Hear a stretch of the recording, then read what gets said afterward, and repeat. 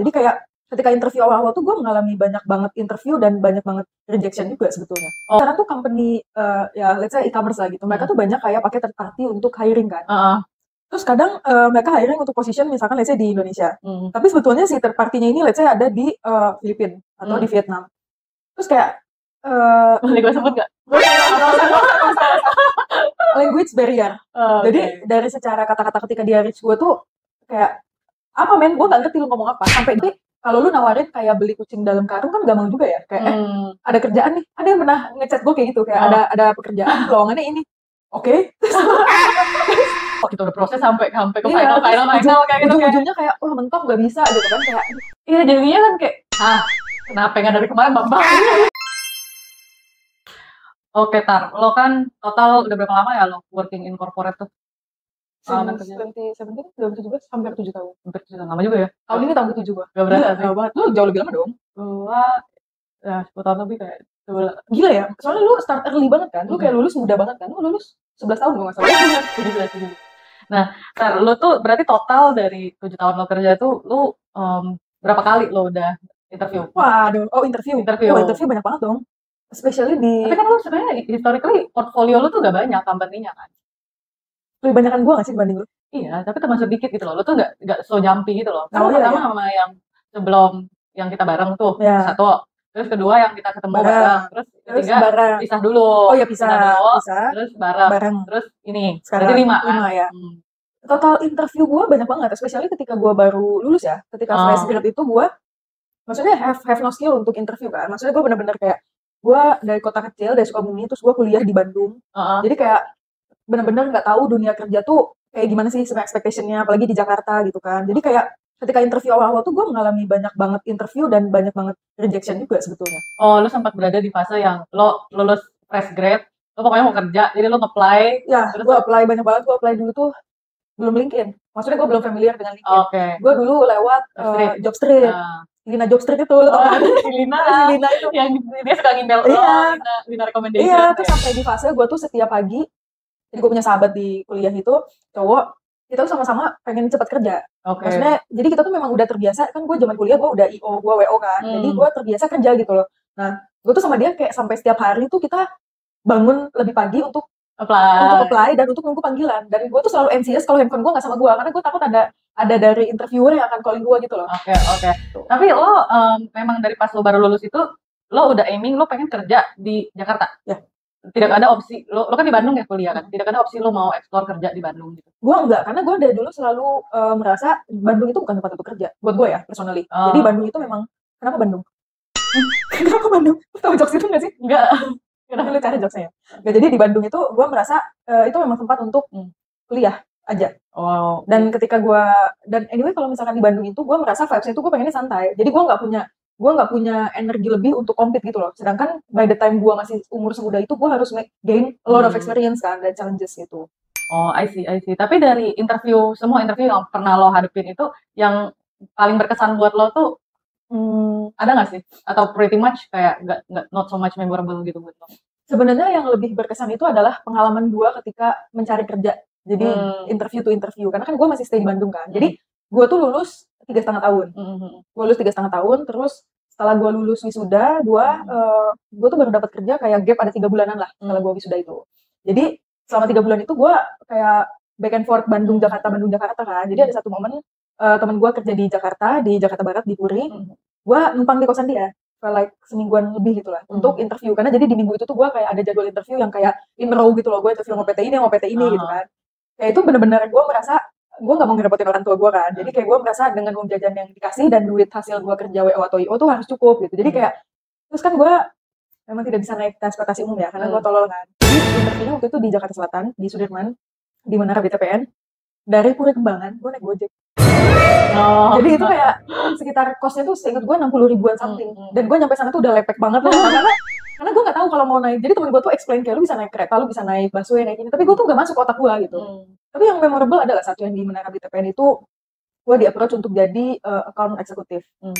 Kan gue gak tahu ya account eksekutif itu. Saat itu kita kayak blur banget kan. Doing apa gitu gue gak tahu kan. Terus kayak interview usernya udah cocok banget nih. Jadi gue cuma interview sekali, langsung dalam hari itu tuh kayak langsung HR, user 1, user 2. Usernya dua-duanya udah kayak, oh oke banget. Dan waktu itu gaji UMR Jakarta itu baru 3,5. Iya. 3,8, 3,5 something lah. Terus gue merasa, oh gaji UMR nih udah oke banget lah. Si tolol ini kan nggak punya batasan harus berapa. Sebenarnya gue kayak membayangkan minimal gaji gue, ketika gue pertama kali dapet kerjaan tuh minimal 5 juta. Kalau gue mau hidup nyaman, gue waktu itu mikirnya gitu kan. Tapi gue ditawarin kayak gitu, wah ini kan gue udah nganggur hampir sebulan setengah nih gitu kan. Terus pas gue lagi interview ada satu orang karyawan situ datang kayak pakai baju yang literally rapi, dan full make up, rambut badai, terus kayak pakai heels, terus dia bawa koper. Terus gue tanya, ini siapa? Gue tanya gitu kan. Ya itu account eksekutif. Jadi nanti kamu akan kayak gitu, kamu masuk jam 7.30 pagi, terus kamu harus keluar kota, kamu meeting, kamu ini gue. Sepertinya saya tidak. Itu gue sampai di-reach out berkali-kali. Oh, I see. Tapi the first interview lo yang lo fresh grade itu, lo at the end lo make it pass atau enggak? Atau dari reject? Yang mana tuh? First interview. Pertama kali lo fresh grade, lo apply, lo interview, kayak gitu. Itu lo masuk apa enggak? Masuk. Itu jadi company pertama gue. Oh, oke. Karena ketika gue pertama kali udah interview di situ, terus kayak HR-nya tuh kayak agak lumayan lama gitu feedbacknya. Jadi gue pas dia hilang gitu, gue mikir mungkin gak dapet kali ya. Ternyata gue di reach out lagi, dan itu jadi first company gue. Dan itu last for 8 months. Oh, 8 months, I see. Oke. Kalau lu zaman-zaman lu gitu, lu berarti starting kerja 2014 nggak sih? 13.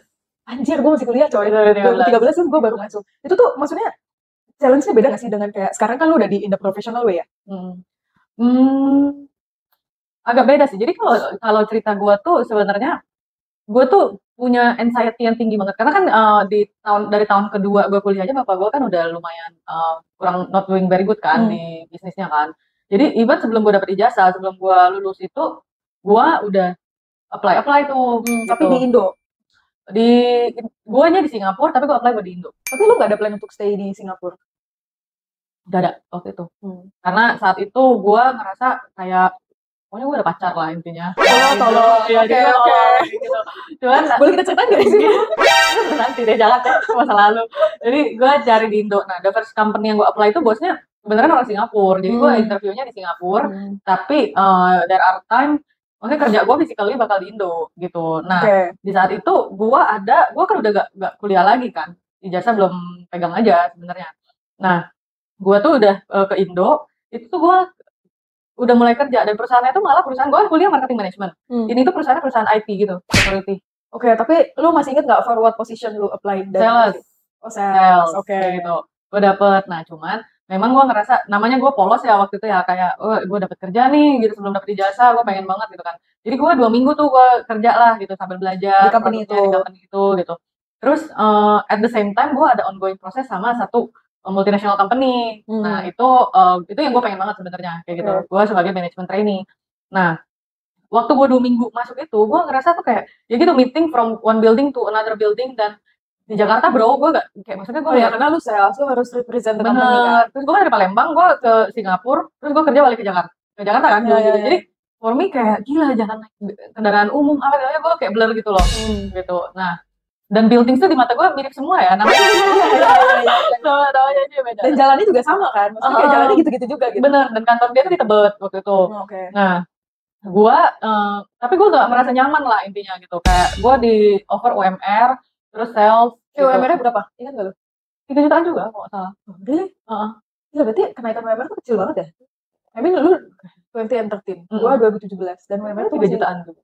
Oke. Terus karyawan bos gue sendiri yang ngomong ke gue, Evi, kayaknya lo tuh overspec di sini, lo bakal dieksploit, lo ijazah lo ditahan, nanti lo keluar susah. Gitu. Ngeri banget. Ya, jadi kayak mereka yang kasih gue input, lu mending take time deh untuk nyari benar-benar yang where you fit. Jadi gue kayak langsung by 2 minggu itu. Gue bilang gue nggak pengen continue further lah gitu. Nah, yang multinational company ini itu tuh banyak kan yang apply gitu kan, dan at the end mereka memilih dua orang doang. Gue tuh udah sampai tinggal 4 lah gitu, tinggal 4 gue tidak terpilih. Oh, lu semifinal lah? Ya semifinal tidak terpilih karena experience wise gue fresh banget, nggak terlalu. Dan lu very young kan pada waktu itu. Sedangkan I think yang compete sama lu tuh secara peer waktu itu mungkin udah 20 kalau mereka kuliah di Indo. Bener kayak gitu. ATP aja gue lagi in parallel proses waktu itu. Ya, lu itu gue cuma cepet banget gitu. Nah, itu gue gak dapat dan akhirnya gue langsung masuk ke company yang kita I see. Itu 2000, lu kan sempat ada sorry lo kan sempat ada resign dan get back kan. Itu tuh lo berarti kerja 2013 sampai 2015 toh. Oh 2 tahun ya, lumayan ya. Gak nyampe 2 tahun lah, gak nyampe, hampir 2 tahun gitu.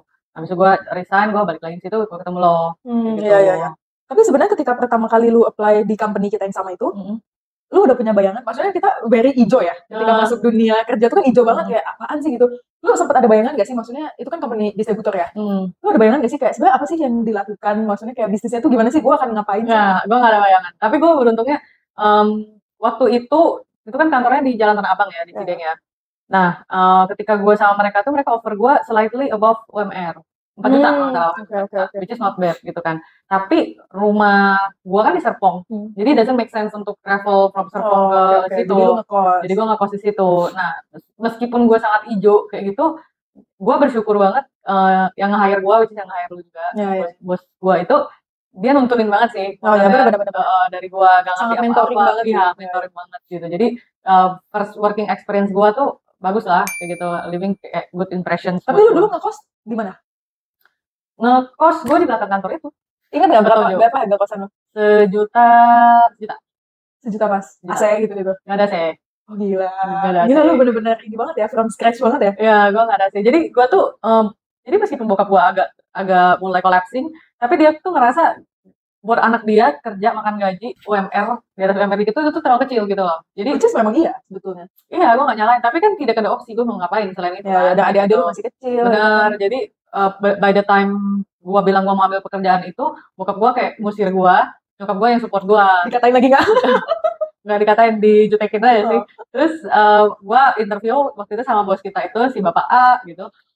Gue langsung bilang ke dia, Pak, sorry nih Pak, saya punya situasi gini. Jadi kalau misalnya Bapak terima saya, Bapak bisa kasih tahu saya sekarang nggak? Saya mau, saya tuh tinggalnya jauh. Jadi kalau diterima, saya pengennya saya langsung nyari kosan di dekat sini gitu. Akhirnya dia bilang diterima, ya gue langsung nyari kosan di belakang gitu.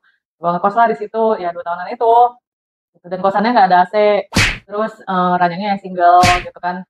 Lemarinya yang plastik tarik-tarik itu. Gila. Terus there was a time di kosan gue itu untungnya gue lagi mandi ya gitu. Kayaknya ada kucing atau tikus lari gitu di atas gitu. Jebol anjir. Jadi gue keluar gue keluar dari toilet coba gue anduk kayak gitu. Ini kamar di dalam tapi kan? Luar, sharing. Oke. Jadi di kosan itu 3 orang cewek gitu. Gue di atas berdua, satu kamar mandi, yang tinggal di bawah tuh kamar mandi di bawah ada satu lagi gitu. Jadi gue mandi selalu di atas gitu kan. Nah, gue lagi banduk, gue bongkar kamar gue, babi batu-batu semua.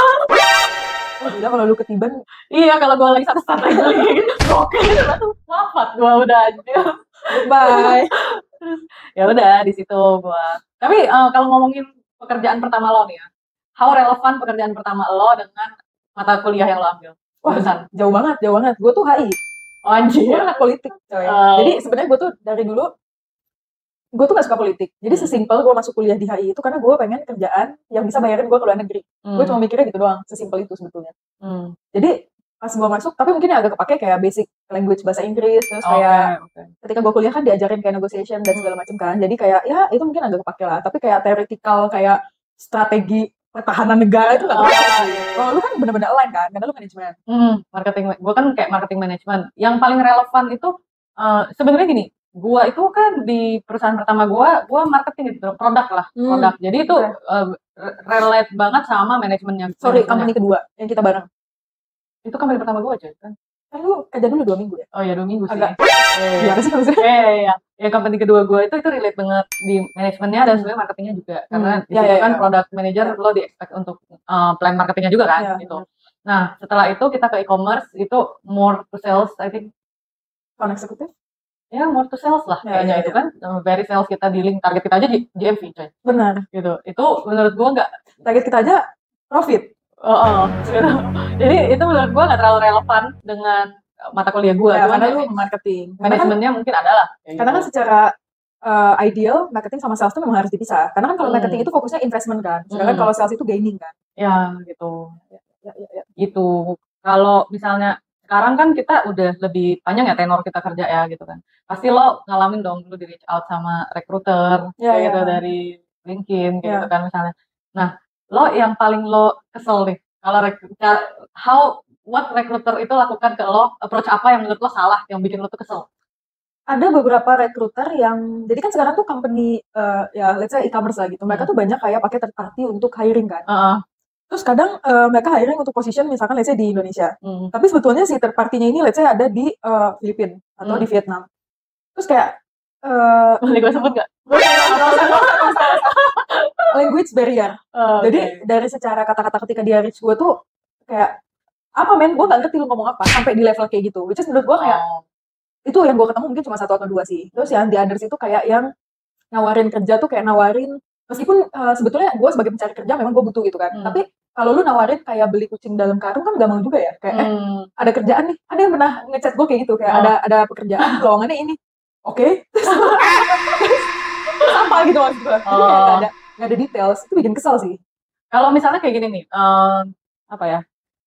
Gue kalau yang itu, mungkin kalau gue nih ya, kalau gue tuh agak kesel kayak gini nih. Misalnya, bukannya gue sombong ya. Maksudnya gue, misalnya lu baca nih, jelas-jelas di LinkedIn gue manager for many years tuh udah kan. Terus lo datang ke gue menawarkan position yang entry level. Ya, itu bisa dibeliin sih ya. Itu gue bingung aja gitu maksudnya. Kadang kalau gue lagi ya gue selama ini rekruter gue bales sih, tapi gue bales kayak sorry gue gak oke dengan posisi itu at this point of time. Tapi itu jujur bikin gue tuh kayak lu tuh sebelum gue tahu ada target, lu research gak sih? Iya, gue tahu ada target gitu kan. Tapi jangan membabi buta gitu juga. Ya itu kayak gitu. Blasting aja gak sih? Kayak dia benar-benar kayak reach out. Misalkan gue temenan sama lu di LinkedIn, ada temennya Viera nih, ya kan? Langsung kayak blast juga. Iya kayak lu itulah, maksudnya lu research dulu lah. Atau minimal kalau misalnya lo account eksekutif tapi lo udah pede nih karena account eksekutif lo tuh misalnya perusahaannya yang gede banget ya gitu meskipun kan secara level mungkin bukan level manager tapi ya maksudnya secara benefit and so on mungkin on par sama current package lu misalnya. Iya kayak gitu. Nah sama juga yang kalau gue tuh nggak tahu ya, gue tuh ngerasa gue lebih appreciate kalau misalnya kadang tuh rekruter tuh tidak ketika dia offer kita, dia tuh pertama lack of research, terus kedua ketika kita udah engage at the end tuh mereka lupa ngecek kita tuh package-nya berapa. Ya benar. Dan menurut gue sebenarnya harusnya the way it should be itu adalah ketika mereka buka lowongan ya, maksudnya even mau mereka reach atau mereka buka lowongan di LinkedIn dimanapun, mereka tuh harus cantumin berapa range gajinya. Menurut gue itu something yang harus dilakukan. Tapi di Indo tuh gue melihat jarang banget ada company yang mentioning package-nya. Ya. Jadi kayak maksud gue gimana ya, kita kerja dan sebagai orang yang mempekerjakan kita itu kan kayak mutual ya sebetulnya gitu. Lu butuh pekerja dan gue butuh kerjaan, gue butuh gajinya juga. Tapi yang gue lihat tuh di sini posisinya kayak pencari kerja tuh kayak harus ngemis gitu loh, kayak untuk tahu information lebih dalam mengenai apa yang dia get gitu loh. Iya, maksud gue tuh there is nothing wrong untuk kalau kan pertama it always start with friendly call dulu dong gitu kan. Pas friendly call lo itulah, maksudnya kalau udah ngobrol udah ada interest dari gue, lo juga butuh pekerja gitu kan. Ya lo tanya lah, kira-kira lo sekarang package-nya berapa gitu. Terus kalau ini kita smooth nih, lo ekspektasi lo at range-nya berapa? Benar. Terus kalau misalnya udah nggak masuk, ya udah gak usah dilanjutin. Sorry banget nih gue itu thank you buat waktu lo, tapi kayaknya budgetnya nggak masuk kayak gitu kan. Ya udah gitu kan. Benar. Ada yang wah gitu udah proses sampai ke final kayak gitu. Ujung-ujungnya kayak wah mentok nggak bisa gitu kan kayak. Iya jadinya kan kayak kenapa nggak dari kemarin bang? Itu effort banget kan lu interview apalagi kalau dan menurut gue sekarang ya gue nggak ngerti kenapa kita masih harus melakukan interview secara offline. Gue sih merasa kayak sebenarnya apalagi maksudnya ketika kita tinggal di Indo ya. Kita tuh di Indo tuh kan sangat-sangat Java sentris. Maksudnya padahal pencari kerja tuh banyak ya, kayak maybe lu dari Palembang atau dari Kalimantan, dari mana. Terus dia misalkan dia mau kerja di Jakarta. Itu tuh masih banyak company yang kayak required ketika interview itu harus datang ke tempatnya gitu, harus offline. Meskipun maybe itu bisa didiscuss ya. Tapi kayak I think a lot of company itu masih melakukan itu gitu. Padahal menurut gua nggak efisien aja. Karena belum tentu, mending kalau lu cover cost-nya dia untuk datang ke tempat lu gitu kan. Ini kan enggak biasanya kan. Sebenarnya ya masih bisa online ya sih.